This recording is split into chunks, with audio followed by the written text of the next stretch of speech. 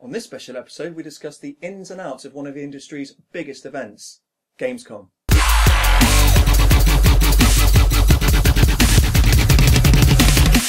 Button bash, gonna bash some buttons, yeah!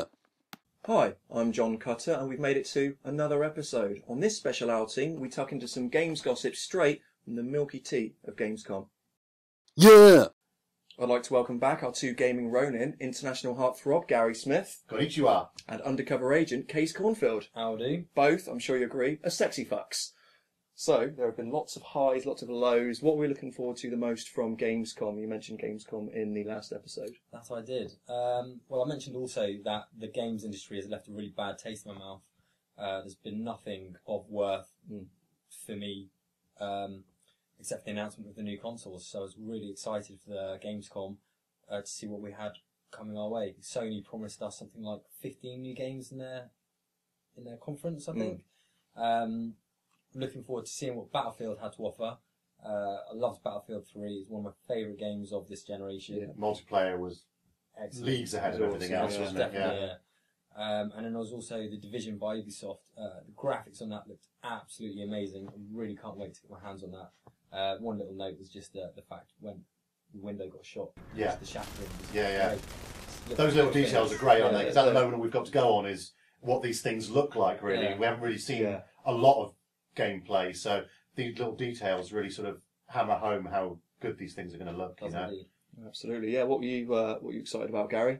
Yeah, pretty much very similar to Case. Obviously, I wanted to see what both Microsoft and Sony had to offer, if there's anything really interesting, anything really new, anything that was going to sort of break the mould that we hadn't seen a lot of already. That was quite exciting. Apart from that, the usual sort of conference tropes of men in suits standing on stages pretending to give a crap about video games.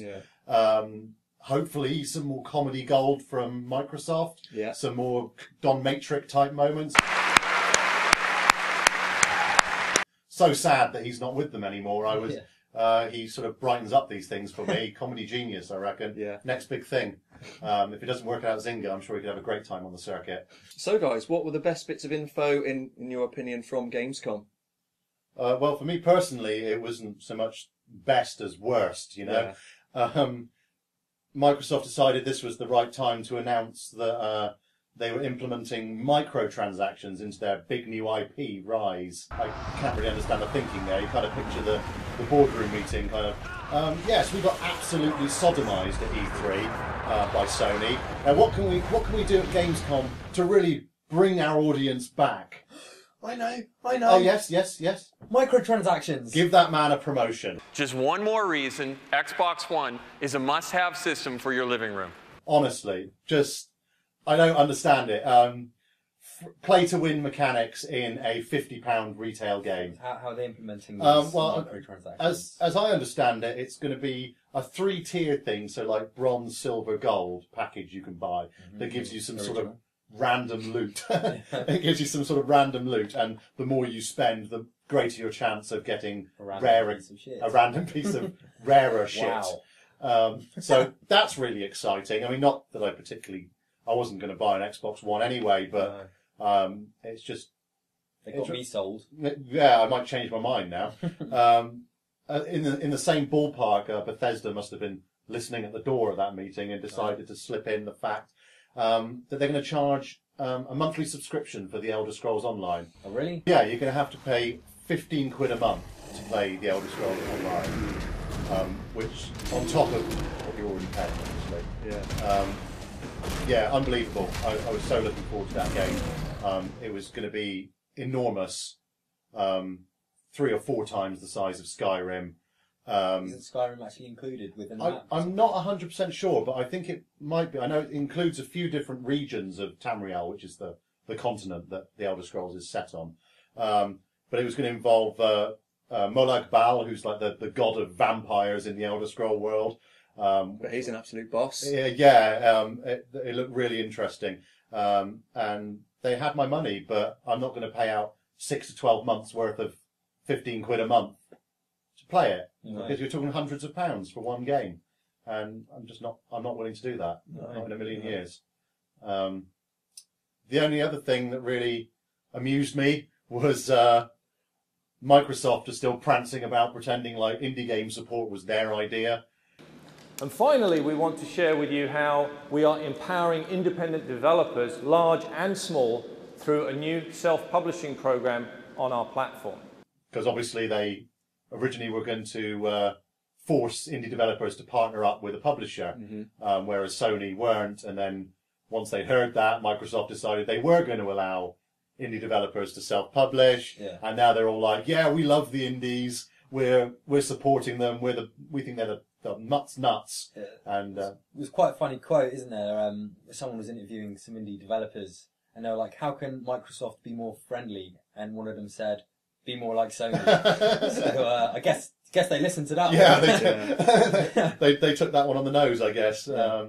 I thought it was quite funny as well, because one of the main, well, I guess you can't really technically call them indie anymore, but one of the main games they introduced at the Xbox reveal was Minecraft, isn't it? That's the big front and center game. Minecraft on Xbox One is going to be. And then Sony in their conference is like, we've got Microsoft as well. Minecraft as well. So yeah, Sony will never have Microsoft. Sony will never have Microsoft. No. Nor do I think they want it. No. They can't give that shit away. No. Not even with a copy of FIFA 14. No. Oh yeah. Oh, European Xbox Ones get FIFA. You guys love your soccer. Great. No, thank you. No, you're all right. Players can now make intelligent decisions with 4 times more calculations per second. Players like Xavi now analyse and respond to the action so they can anticipate and avoid contact, maintain possession, or brace for challenges and big collisions. And Sony's conference was pretty much disappointing for me as well, because they promised us a bunch of new IPs, which I was really excited about, and then they all have to be indie games. Yeah. I've got nothing against indie games, but when they announced that they're going to be announcing a bunch of new games, I was expecting new blockbuster AAA IPs. Something more exciting. And there was not a single one. I mean, there will be people that are excited about that sort of stuff. Definitely, yeah. Well, yeah. I've seen quite a lot of good feedback from that show. It's just not my taste. What's that game? Rhyme. Rhyme, that looked absolutely beautiful. What a stunning game that looked. When I first saw it, I just thought, Ico. Shadow of the Colossus. Bit of Zelda, maybe. Yeah, Wind Waker kind of style. With the shadow monsters, that instantly reminded me of Ico and Shadow. Yeah. There's not many details about it now, but no, and like when you're I fell in love with it. Watching the trailer, you're like, oh, this looks good. And then the director of the conference was like, let's just see what the audience are doing right now. Great, that's what I want to see. A bunch of people tapping away on their fucking laptops or iPads or whatever. A bunch of bloggers updating their sites. Yeah, and, that's what I want to see from a conference. There's another game. They did it as well. Everyone's gone to the Rapture. Oh yeah, from the Dear Esther people.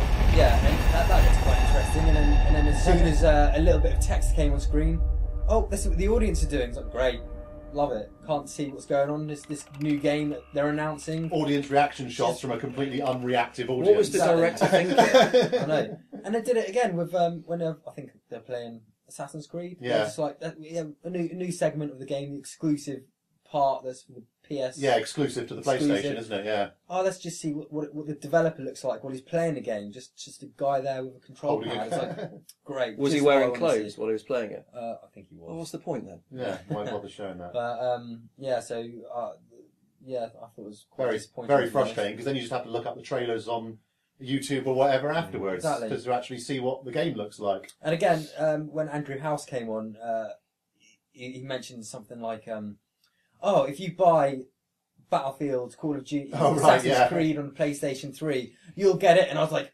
free! You're going to get it free on next gen, cross-platform. For a significantly discounted price. And I was like, what an anticlimax that was. Thanks for that. Because I know you're holding out on buying games at the moment. Well, exactly, yeah. I mean, I really want to play Battlefield 4, and... what did you think of how that looked? Well, that looked absolutely stunning.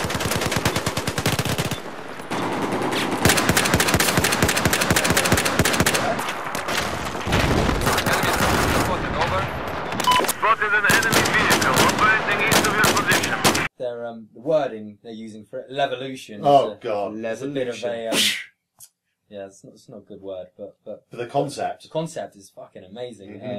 what was it you can do? You can blow holes in. You can flood an entire city. You can bring down skyscrapers. Yeah. Skull scrapers. Skull scrapers? Yeah. I don't know what you do at the weekends, mate. Yeah, but one thing that I thought looked really good in the trailer, which most people will probably just completely overlook, is if you're being chased, just run in a building and you can lock the door behind you. Right. They'll probably just blow it down. Yeah, they'll take the building down.